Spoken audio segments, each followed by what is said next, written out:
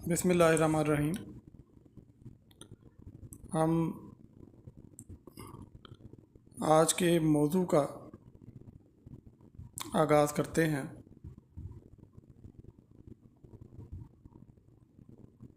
آج کا موضوع ہے کہ کیا اللہ پاک آزماتے ہیں یا شیطان ہمیں آزماتا ہے؟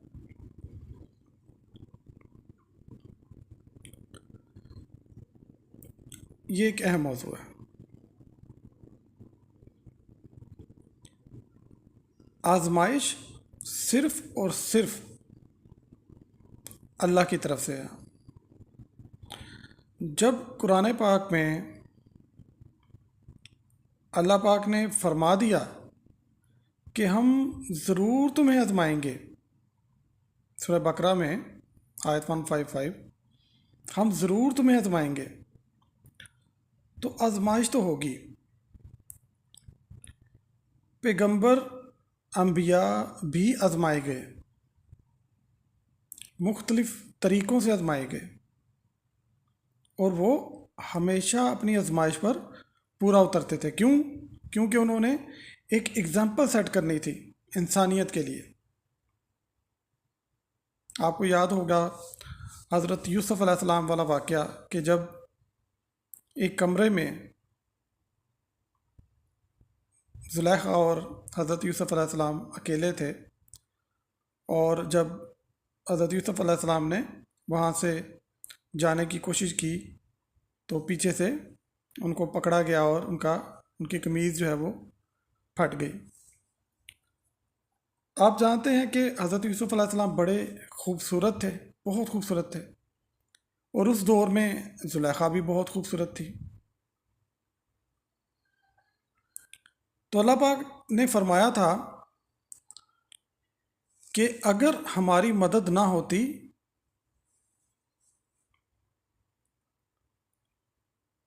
تو ضرور ورگلائے جا سکتے تھے، لیکن یہ ہمارے لیے تھا، یہ بات ہمارے لیے تھی۔ نبی معصوم ہوتے ہیں، نبی جو بھی بات کرتے ہیں وہ ہمیں سمجھانے کے لیے کرتے ہیں۔ چونکہ یہ کلام اللہ پاک قرآن پاک میں نازل فرما رہے تھے، اور اللہ پاک حضرت یوسف علیہ السلام کا فرمان اس میں بتا رہے تھے، ان النفس الامارۃ بالسوء الا ما رحم ربی، کہ بے شک نفس امارہ جو ہے وہ تو برائی کا ہی حکم دیتا ہے، سوائے اس کے کہ اللہ کی رحمت ہم پر نہ ہوتی تو۔ یہ ایک عام انسانی فطرت ہے نا، لیکن انبیاء علیہ السلام خاص نور سے مزین ہوتے ہیں۔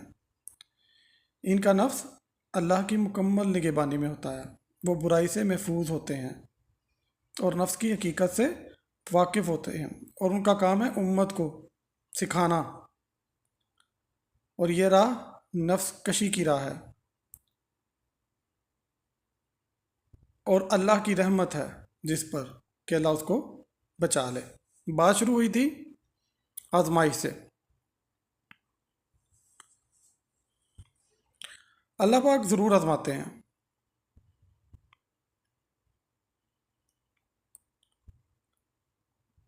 اور جن بندوں سے اللہ پاک کو محبت ہوتی ہے، جن بندوں کو اللہ پاک اپنے لیے چن لیتے ہیں، ان کے لیے وہ آزمائش نہیں رہتی، وہ پیوریفیکیشن کا ایک پروسیس بن جاتا ہے کہ وہ قائم ہو جائیں، وہ اسٹیبلشمنٹ ہوتی ہے اس کی طرف سے۔ یعنی کہ یہ دعویٰ کہ میں اللہ سے محبت کرتا ہوں، یہ صرف زبانی نعرہ ہے یا اس میں استقامت بھی ہے؟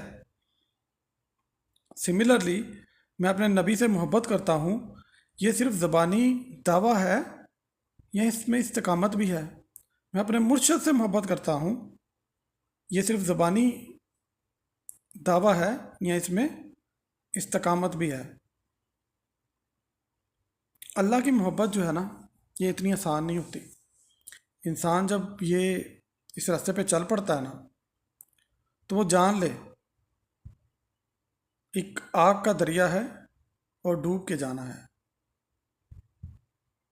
جس کا پہلا مصرعہ ہے، یہ عشق نہیں آساں، بس اتنا سمجھ لیجئے، ایک آگ کا دریا ہے اور ڈوب کے جانا ہے۔ جو اللہ کا محبوب بنتا ہے اس کے لیے راستہ آسان نہیں رکھا جاتا۔ ہر زاویے سے، ہر دروازے سے، ہر جذبے سے اور ہر رشتے سے آزمائش آتی ہے۔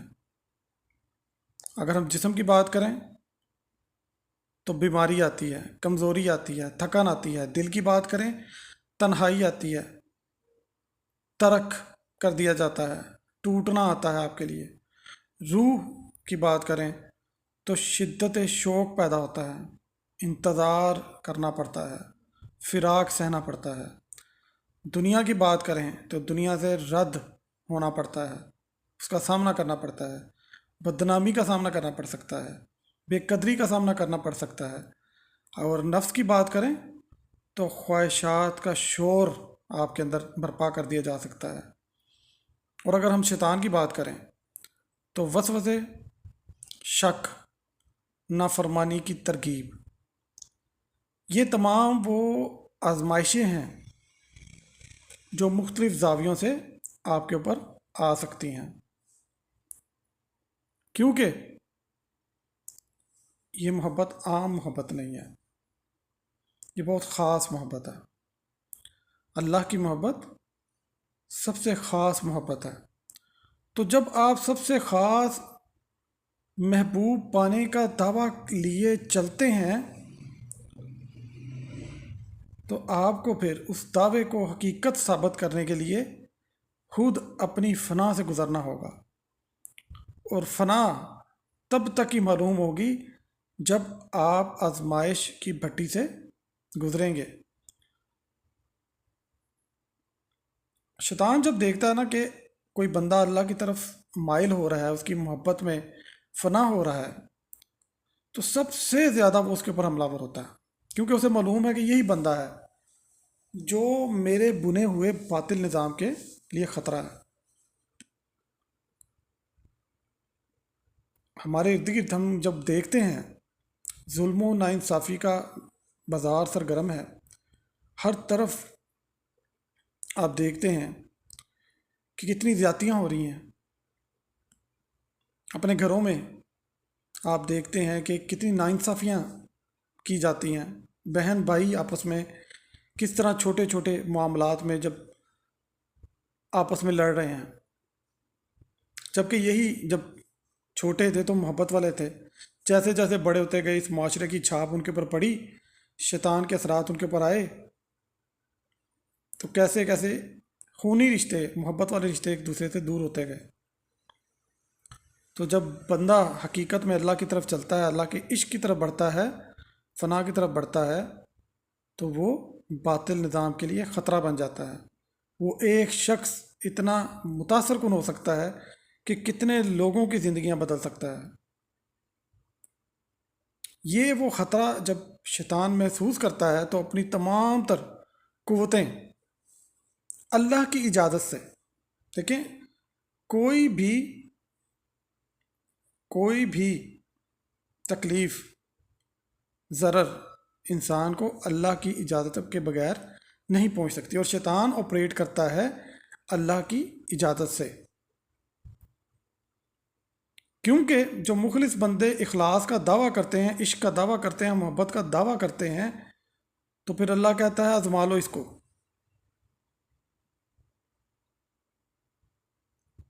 جیسے چاہو آزما لو، یہ میرا بندہ ہے۔ وہ محبت اللہ کی، وہ ناز اللہ کا، یہ ریفلیکٹ کرتی ہے اس بندے کے لیے کہ یہ میرا مخلص بندہ ہے، چلو آزما لو اس کو۔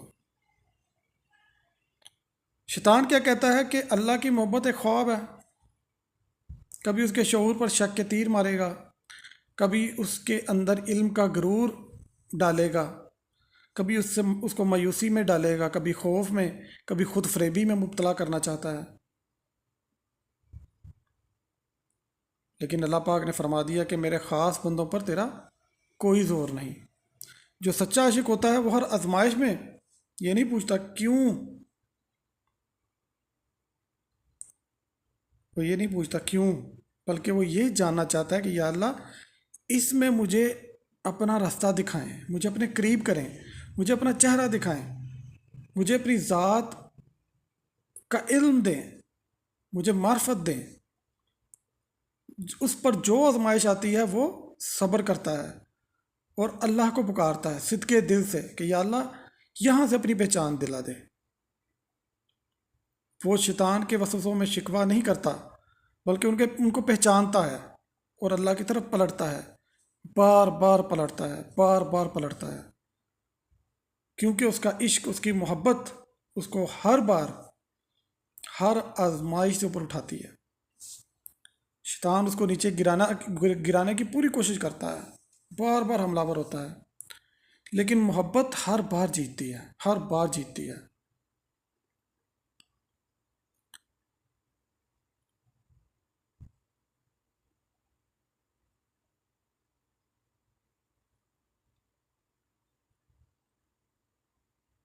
پھر آخرکار بندہ بول اٹھتا ہے کہ میں اپنے رب کو چاہتا ہوں۔ تو کیا بات ہم اسٹیبلش کر رہے ہیں کہ آزمائش اللہ کی طرف سے ہوتی ہے، محبت کے دعوے کو سچا کرنے کے لیے ہوتی ہے۔ شیطان صرف اللہ کے حکم سے ہی وسوسے ڈال سکتا ہے، اور وہ محبوبین پر سب سے زیادہ حملہ کرتا ہے۔ جیسے میں نے پہلے بتایا کہ جو اللہ کے لیے چنا جاتا ہے وہ ہر زاویے سے آزمایا جاتا ہے۔ کیوں؟ کیونکہ وہ نور بننے والا ہوتا ہے، اس کے وجود سے نور پھوٹنے والا ہوتا ہے۔ میری بات سمجھ آ گئی آپ کو ساری جو میں نے ابھی تک کی ہے؟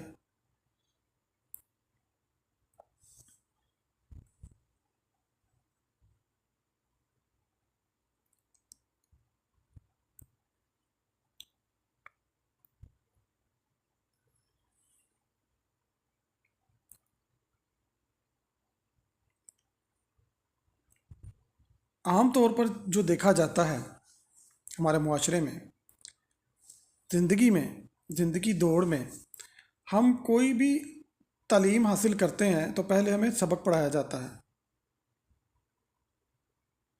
پہلے ہمیں سبق پڑھایا جاتا ہے، پھر ہم سے اس کا پیپر لیا جاتا ہے، ایگزام لیا جاتا ہے۔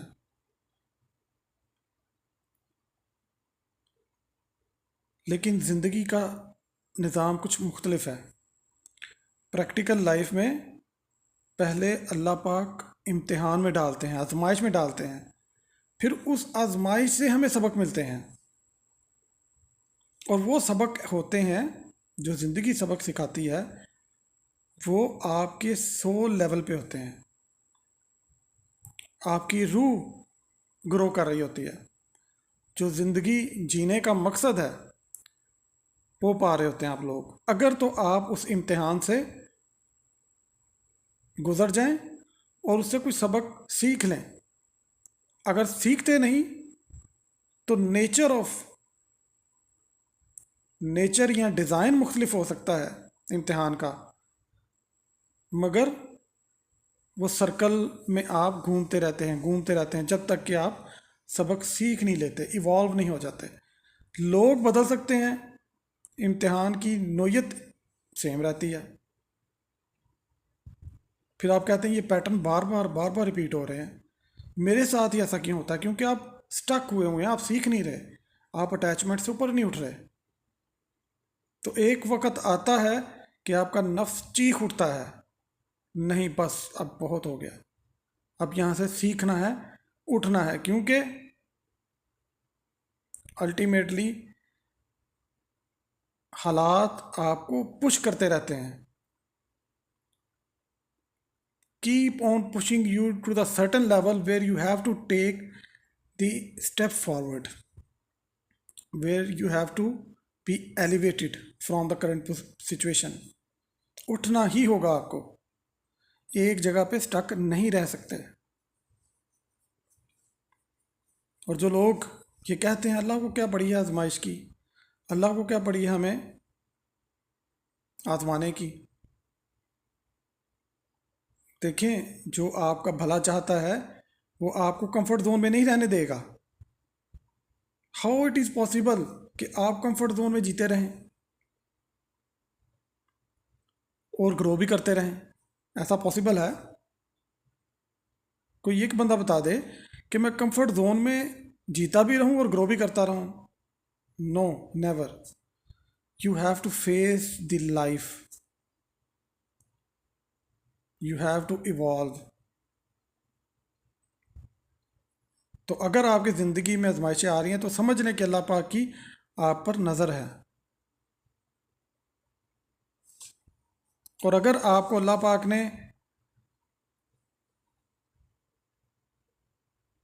صراط مستقیم سے جوڑ دیا ہے تو سمجھ لیں اللہ پاک کی آپ پر رحمت نازل ہو چکی ہے، کرم ہو چکا ہے اس کا. اور اب اس کی رسی کو مضبوطی سے تھامے رہیں اور ایلیویٹ ہوتے رہیں، اس کی طرف بڑھتے رہیں انشاءاللہ.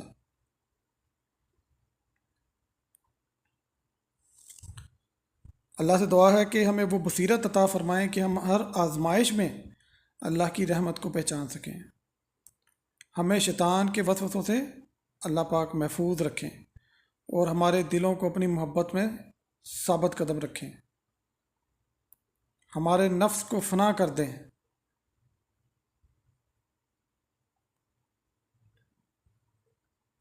اور ہمیں اپنے محبوبین کی صف میں فرما دیں، شامل فرما دیں.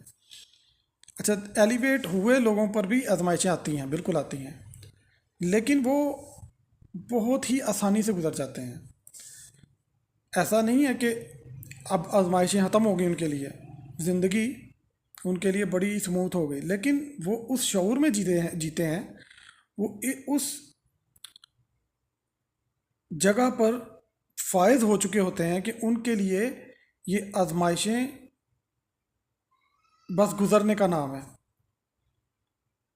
کیونکہ ابھی وہ اس دنیا میں جی رہے ہیں. تو جو جی رہا ہے تو اس کے ارد گرد لوگ موجود ہیں جو بھی گزر رہے ہیں.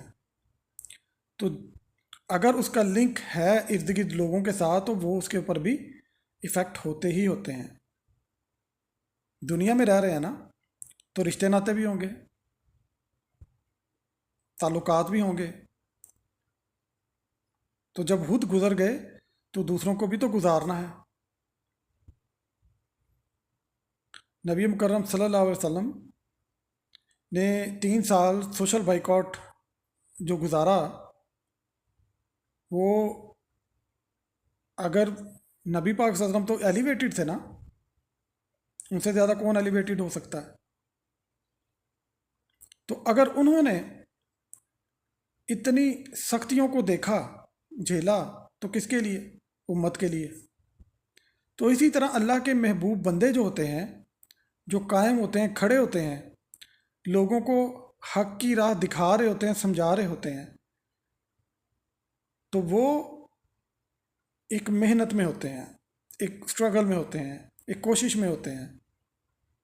ان کی بھی فیملیز ہوتی ہیں، ان کے بھی رشتہ دار ہوتے ہیں، ان کے بھی دنیاوی مقاصد ہوتے ہیں، ان کے دینی مقاصد ہوتے ہیں، ان کے روحانی مقاصد ہوتے ہیں، جن کو وہ اللہ کے لیے پورا کر رہے ہوتے ہیں.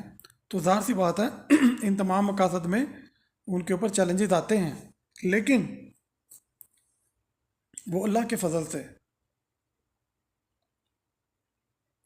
سرخرو ہوتے ہیں. جیسے میں نے بات شروع کرتے ہی حضرت یوسف علیہ السلام کی مثال آپ کے سامنے رکھی، تو آزمائش تو ان کے اوپر بھی آئی، بے پناہ آئی، لیکن وہ سرخرو ہوتے گئے. ان کے ساتھ پھر اللہ کی مدد واضح سامنے شامل حال ہوتی ہے. تو یہ تھا آج کا لیکچر. امید ہے آپ کو کلیئرٹی ملی ہوگی اس میں بہت زیادہ.